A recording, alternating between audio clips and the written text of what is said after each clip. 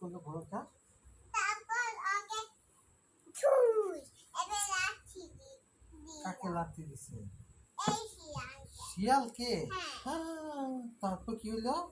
এখন তোমাকে এটা শিয়ালের দাঁত পুড়ে গেছে। শিয়ালের দাঁত পড়ে গিয়েছিল? হ্যাঁ। আল্লাহ।